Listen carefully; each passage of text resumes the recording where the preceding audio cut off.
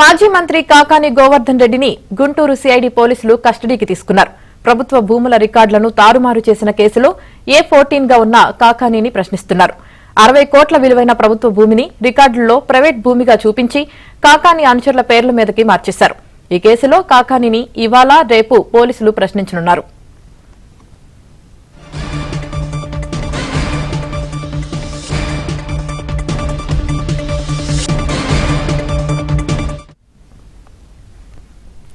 మాజీ మంత్రి కాకాని గోవర్ధన్ రెడ్డిని గుంటూరు సిఐడి పోలీసులు కస్టడీకి తీసుకున్నారు. ఇక దీనికి సంబంధించి పూర్తి సమాచారం మా ప్రతినిధి మహేష్ అందిస్తారు. మహేష్, యామని వెంకటాచలం ఆర్టీసీ జోనల్ కార్యాలయం ఎదురుగా దాదాపు ప్రభుత్వ భూమి 15 ఎకరాలకు పైగా ఉంది. ఇందులో ఈ 15 ఎకరాల భూమి కూడా చాలా కాస్ట్లీ.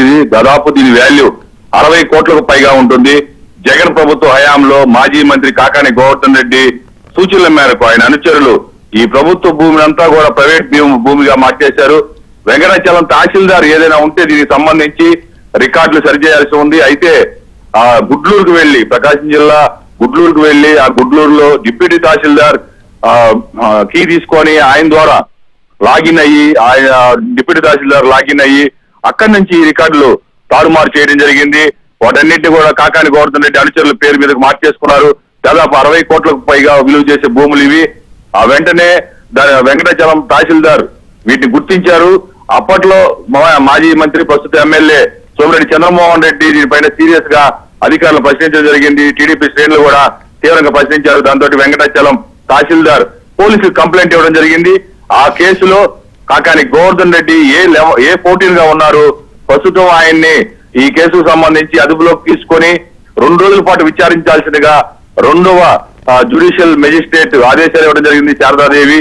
ఆ మేరకు ఈ రోజు కొద్దిసేపటి కిందట గుంటూరు డిఐజీ, గుంటూరు సిఐడి అధికారులు వీళ్ళంతా కూడా ఈ సిఐడి అధికారులే దీన్ని విచారిస్తూ ఉన్నారు. గుంటూరు సిఐడి అధికారులు ఉదయాన్నే నెల్లూరుకు చేరుకొని నెల్లూరు సెంట్రల్ జైల్లో రిమాండ్ లో ఉన్న కాకాని గోవర్ధన్ రెడ్డిని కస్టడీకి తీసుకున్నారు. అక్కడి నుంచి పక్కనే సమీపంలో ఉన్నటువంటి పోలీస్ ట్రైనింగ్ సెంటర్ తరలించడం జరిగింది DTCకి. అక్కడ ప్రస్తుతం విచారణ జరుగుతూ ఉంది. విచారణలో వాస్తవాలు చెప్తారా లేదా పైన జిల్లా వ్యాప్తంగా కూడా చర్చనీయాంశం జరుగుతుంది. ఇప్పటి వరకు పలు కేసుల్లో పోలీసులు గానీ సిఐడి ఇతర వాళ్ళు కస్టడీకి తీసుకొని విచారించినప్పుడు నా కాకాని ఏ ప్రశ్నకు కూడా సమాధానం చెప్పే పరిస్థితి లేదు. ఈ కేసులో కూడా అదే విధంగా నాకు తెలియదు, గుర్తు లేదు, నాకు సంబంధం లేదు అని చెప్పే అవకాశాలు ఉన్నాయి. పోలీస్ సిఐడి అధికారులు అయితే కాకాని గోవర్ధన్ రెడ్డిని న్యాయవాది సమక్షంలో విచారిస్తున్నారు. సాయంత్రం 5 గంటల వరకు కూడా ఈ విచారణ కొనసాగుతుంది. అనంతరం నెల్లూరు సెంట్రల్ జైలు అప్పగిస్తారు. రేపు కూడా విచారణ కొనసాగుతుంది. ఆమెని రైట్, థ్యాంక్ యూ.